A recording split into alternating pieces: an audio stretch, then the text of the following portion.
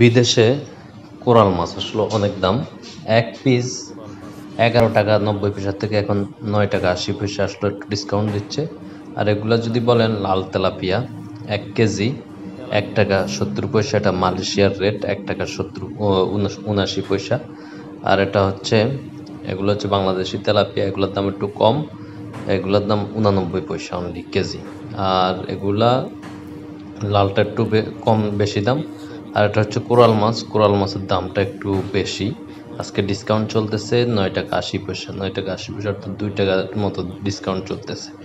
আসলে বিদেশে তাজা মাছ পাওয়াটা খুবই রেয়ার, সব বরফজনিত মাছ, কিন্তু দাম অনেক বেশি। কিছু কিছু মাছের দাম কম, কিছু কিছু মাছের দাম অনেক বেশি। সো এদিকে যদি দেখেন যে প্যাকেট করে করে রাখছে, 5 পিস 4 পিস করে করে রাখছে, এগুলোর দাম অনেক অনেক টাকা দাম এগুলার। এগুলা সামুদ্রিক মাছ, এগুলো সমুদ্রের মাছ। সো অনেক দাম। আই হোপ আপনাদের ভিডিওটি ভালো লাগছে। যদি ভালো লাগে অবশ্যই ফলো দিয়ে লাইক দিয়ে সাথে থাকবেন।